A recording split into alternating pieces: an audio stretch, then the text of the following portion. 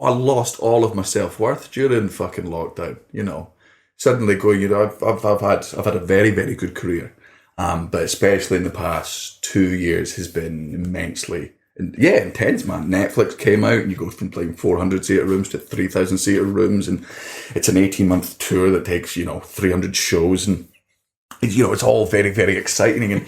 And for the past 10 years, all of my confidence, all of my self-worth, all of who I am, I have gotten from the love and approval of strangers. And it's been brilliant for the past 10 years. It's been absolutely brilliant. It's a very strong scaffolding to lay your life upon for as long as it's still there. For as long as it's still there. So it was, if you imagine my life as my personality and who I am as a human being is a fucking Jenga tower. Someone's just come in at the very bottom.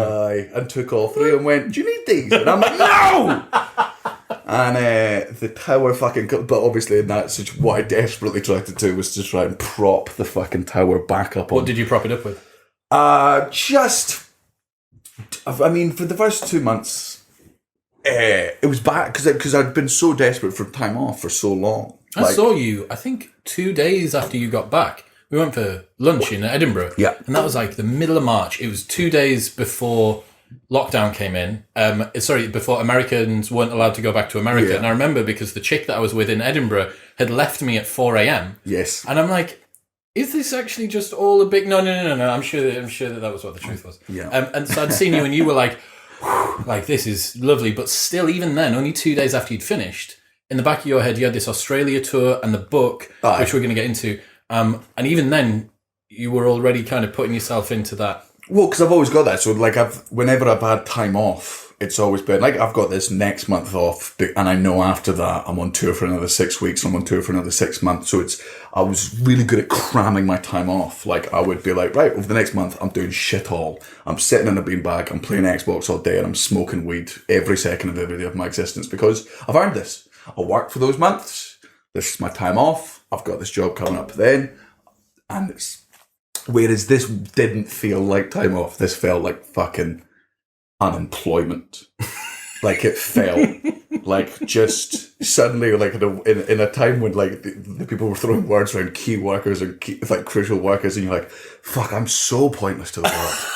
There's no What's the pointless work is that? And it's us as comedians. It's the last one you go, fuck, we're dead. We're not needed right now.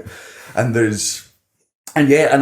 couldn't handle the time off because it just had a nagging voice in the back of my head going, this isn't time off. You're not doing anything. This isn't, there isn't a tour in 2 months that you're going to get money from. There isn't a fucking, a show that you need to be working on because there's no audience.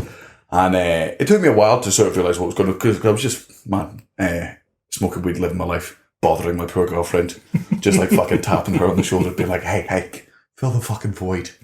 I need you to love me as much as 2,000 strangers do on a regular basis. You're busy, sorry, I'll go. And but in a way, also kind of glad it happened because I had to really look long and hard in the fucking mirror because I'd been Daniel Sloss for intensely for the past 18 months, and then I was just Daniel. Dan. Aye. Dan. Who the fuck's Dan? Yeah, I've not met him since he was a 17-year-old who was just fucking, insecure in high school, who was starting to do stand-up as a hobby, and there was only the slight hopes in the back of his head that he might be able to make money out of it one day. And he doesn't have any hobbies. He's a boring cunt. God, he's so fucking boring. Because I didn't have, because my life was so intensely stand-up all the time, I didn't need hobbies. You weren't even writing, going out to do things to find material for the next show because the next show wasn't going to happen at any point soon. Yeah, and normally I just got to go to the next city, I get to meet people, I drink, I do drugs, I fucking party, I live the life, and that's, and then suddenly I'm just in my house just going, fucking, what do I do? I don't have any interests. It turned out my only hobby was marijuana. So, but what was really nice, I did start discovering not parts of myself that I'd sort of suppressed, but parts of myself that, I don't know, when I was a teenager, I wasn't confident enough to enjoy them. What, fucking D&D, man. You really? Oh god, Online or? man, all of it. I'm the bit. I love nerd shit. The 5 hours today I spent in the fucking games, like a board game shop, just fucking reading nerd books surrounded by nerds, and I was like, this is where I belong. With my people. With my fucking people that I deny. These mouth-breathing, neck-bearded incels over here. Yeah. Well, but because I've been, no man, the nerds are the best. They're so, So I just ended up talking to the owner of the place just about comic books and stuff for a bit. So I got to do, I don't know, I got to start DMing sessions. I'm a dungeon master, so I got to do that with a bunch of friends. All right, yeah. And through Zoom. Zoom. Through Zoom, yes. And man, lot of fun and like just doing like archaeology on the old me and being like, I wonder if this still fits my personality. Yeah, exactly. Like, is this thing I enjoyed when I was 17 still fit in there? And apparently it is. Some of it's still there, and it's been good. Thanks to fucking therapy and meditation and whatnot, it's been a lot easier now, and I'm infinitely happier with it. I'm glad we didn't do this interview 4 months ago. Yeah, were you crying, weeping mess in the corner? Aye. Do you think that if it wasn't for the fact that you're talented and have been blessed with some like semi-okay good looks, that you would really, really struggle in life? Because Dungeons and Dragons, the Wii, like you have the makings of a really like successful incel. Aye. But you've managed to like get past that. Oh, I think I would have, man. Had I not discovered comedy, I would have absolutely been a fucking right wing internet fucking troll. From the bottom, I truly fucking, had I not discovered comedy, I would have been one of the. I would have been a fucking proud boy, man. You and Gavin McGinnis. Yeah, man. If I hadn't like got into comedy and had this world where I just got to meet so many different people from so many different backgrounds and get to travel the world and experience things, I would have absolutely been one of them. It's hard being a white man. Like that would have been me, because I would have had nothing else to put it into. I would have just been, because I was quite an angry teenager, and then I've still got some anger within me. Well, we all do, but I got to put that anger into stand up. I got to put it into the performance. All this stuff I had, there was an outlet for it, and thank God, because if it hadn't been, it would have just been, I would have shot up a school, man. It's interesting that people who don't have that outlet and don't find something in life, I think, struggle with like their internal monologue. And one of the interesting comments Douglas Murray made on a show that I did with him recently was he's adamant that the people who have the most extreme views on the left and the right have never travelled.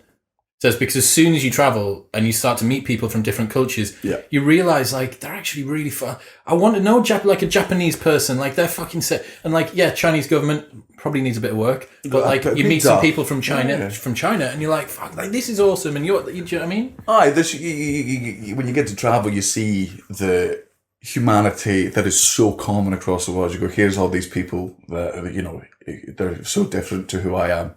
And then you just see a mum yelling at a child, and you go, oh, that's how my mum yelled at me. Oh, we're all the same. We're all the same fucking species. We're just born at different parts. I think it's such such an important thing to travel, but it's such an unfortunate thing that it's something that you have to have money to do. Imagine if you'd not had this kind of like weird sabbatical break. Aye.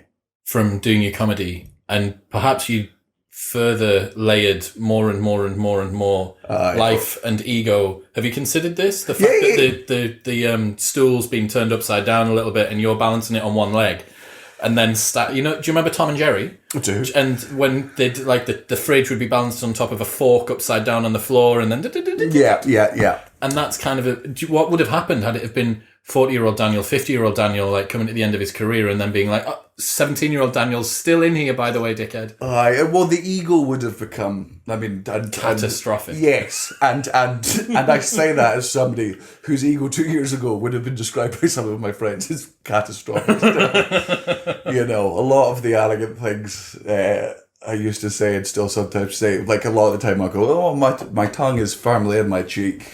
And upon further reflection now, it fucking wasn't. I was just, it was this sort of disguise of, hey, if I acknowledge how arrogant I am, that I'm going to try and pass that off as self-awareness and irony. Because even last year, I remember part of the show that you were doing, that you were touring on quite heavily, was breaking the fourth wall about this way that you are with yourself. Like, my charisma is built around this thing. So it's you are right. It's a level of self-awareness, but it's also only like about that thick.